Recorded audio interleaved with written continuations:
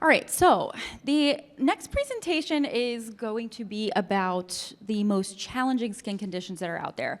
So how many people have had patients walk into their practice and they have challenging skin conditions, by a show of hands?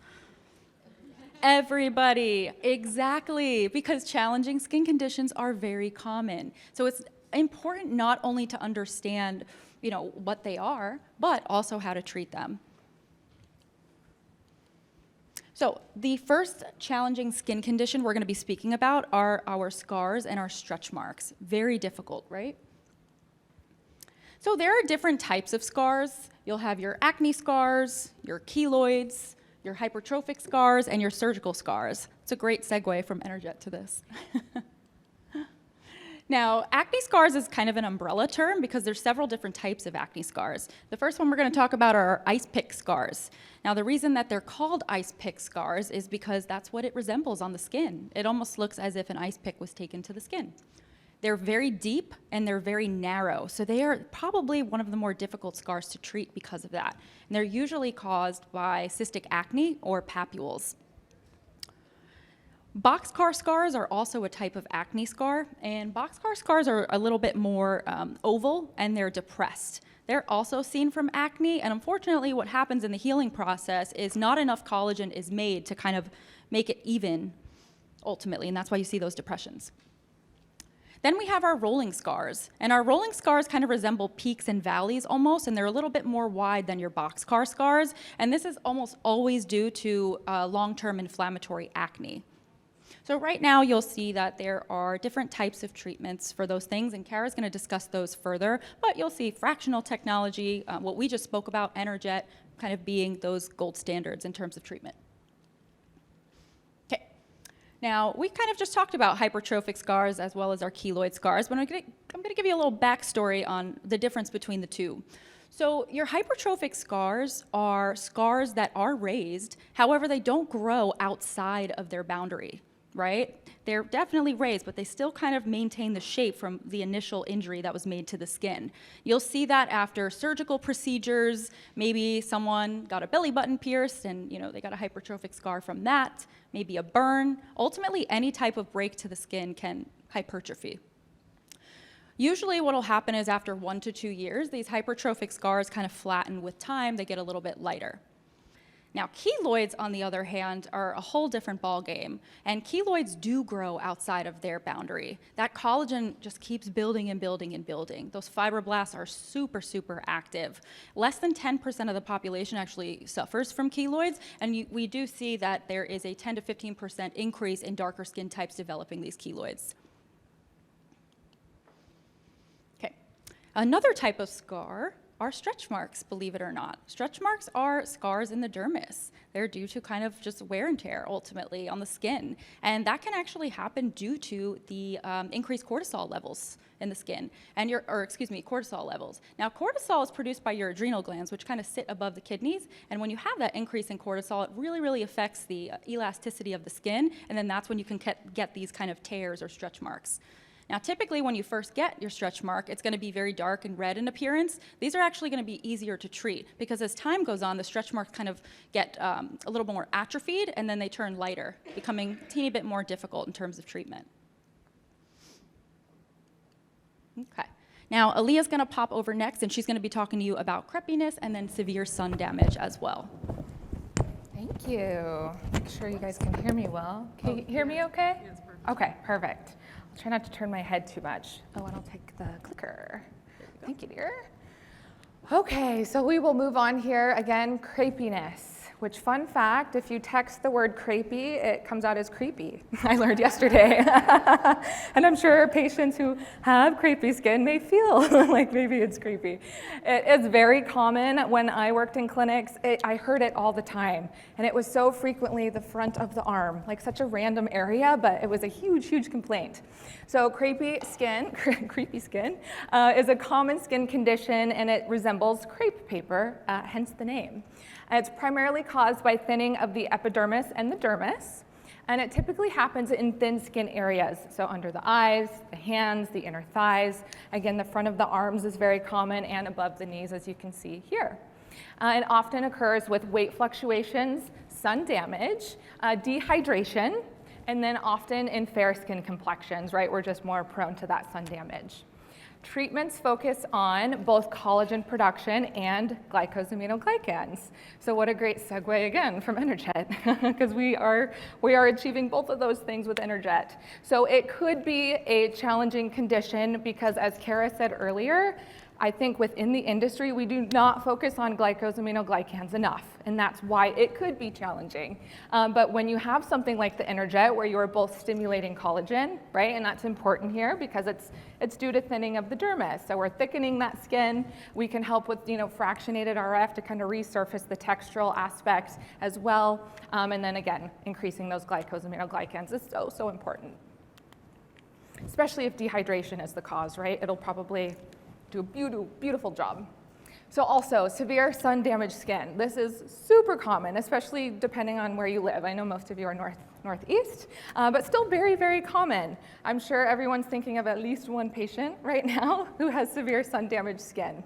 So as Kara said earlier, the sun is the #1 cause of premature aging. It is our enemy, although we do need it. And it's really the cause for most of extrinsic aging. So what are we seeing with severe sun damaged skin?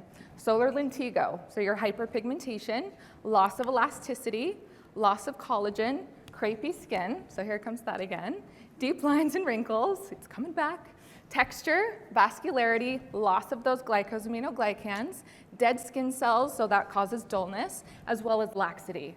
So that's a lot, right? And you may have a patient come in and they complain just about hyperpigmentation, right? Because that's maybe the most prevalent thing that they see. And you're looking and you're like, no, actually we have a lot more to address than that. And that's a really great time for education as well. And just really educating about how the sun affects every single layer of the skin. So we must take a combination approach for this, right? Because the epidermis is affected, the dermis is affected, so we really have to focus on combination here, which you almost always have to focus on combination, but especially here as well. Okay, so I'm gonna get into tech neck. Kara and I just did a webinar on this a couple weeks now. So tech neck is increasing in popularity, and I'll tell you why shortly. Let me move this up. But what it is, it's these horizontal lines that are created in the neck from constantly looking down onto our phones and just other electronic devices. This is the world we live in, for sure. The neck is just, in general, more susceptible to aging and to damage because it's thinner tissue and we have less sebaceous glands there, right? Sebaceous glands really help with the aging process. So yep, just cause from looking down on our phone all the time, and that is certainly not going away anytime soon, right? Electronics is becoming more and more a part of our everyday life.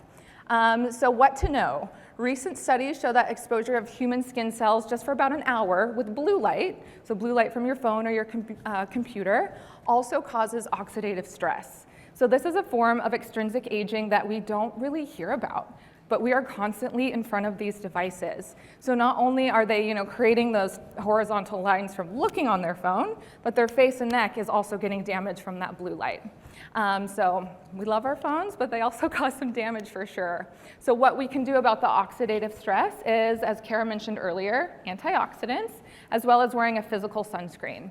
And when I tell patients, after certain all treatments really, that they must wear sunscreen every single day, and they say, well, I don't really leave my house, we still need to wear sunscreen, right? We're close to windows, and now our phones are causing damage as well. Tech neck treatments are more sought after by millennials. Reason being is, especially younger millennials, we've been on a phone. I've had a phone since I was 11. So I've been on my phone almost my whole life. And I want to scream when my screen report pops up. It's so bad. And also, our necks aren't quite aging yet, right? We don't really have laxity or texture, anything like that. So those lines really, really bother us. But definitely still popular among the Gen X generation as well, but they may have some additional aging symptoms like texture and laxity. And then globally, the average screen time per day is, what does that say? My eyes are so bad. Thank you, 6 hours, and so 7 hours essentially. Again, yeah, the screen time reports. This, again, is not going away anytime soon. Yeah. Yeah, so it is increasingly popular. So also, through the pandemic and still today, there is this phenomenon, and it's called like Zoom face and neck. So essentially, with an increase of people working from home, they started looking at themselves more frequently. You mentioned this today, and I was like, oh, perfect. And they are not liking what they see because they're seeing themselves all day long on their computer. And this is causing them to then seek out specifically non-invasive medical aesthetic treatments. So our industry, how incredible is that? There is study after study and article after article if you Google this. It's very highly studied. So really our point here is people are looking for facial, non-invasive medical aesthetic facial and neck treatments, and this is a real thing. So are you posting about what you have to offer? Are you using the proper hashtags? Because people are looking for treatments currently. For our treatments, I should say. Okay, off to Kira. There you are. Thank you. Yes. Okay, so we talked about some of the hardest things to treat. Acne scars, tech neck, stretch marks, what was the other one? Oh gosh, severe sun damaged skin. That's probably one of the things you see the most, right? It's that the woman that I was talking about earlier that comes in and the décolleté is just, it's the crepiness, it's the deep lines, it's the pigmentation. I am thinking of my mom right now because she's constantly like, I hate my chest. And then I'm looking at it going, oh my gosh, I need to start treatments now because I'm gonna be my mom in 20 years. So there is a solution for this though, right? And the great thing is, how many of you already have the VFR? Awesome, most of the room. And then how many have the Energet? Okay, like there's still a lot. There's still a big percentage. So you guys know we are huge in combination therapy. So even if you don't have the Energet, you still have a combo approach to be able to treat the hardest things. What I'm gonna focus on here though is the combination of VFR and Energet because that is a really good combo for any of the things that we just talked about, the things that are really hard to treat. So the VFR, just to break down, most of you guys already have it. Remember what it's doing in a fractionated way, treating fractions of the skin at a time, so incredibly safe and less downtime. It is doing two different things. It is staying superficial for resurfacing the skin. When do you resurface? Textural issues, dull skin, hyperpigmentation, really everything that we see on the surface. But it's also going deeper for collagen and just overall elastin and fibroblast cell stimulation. So tightening and lifting, but helping all of that severe aging, helping that acne scar tissue, because again, scars are deep. Now, with the Energet, so that's what the VFR is doing. With the Energet, we already went through this a lot, right? We are injecting deep. We are putting the glycosaminoglycans back into the tissue. We are highly inducing fibroblast cells. So now I want you to imagine, I don't know, I'll just take acne scars for an example. A woman that has really bad acne scars on the cheeks, doing 3 treatments with the Energet, going in and creating that liquid subcision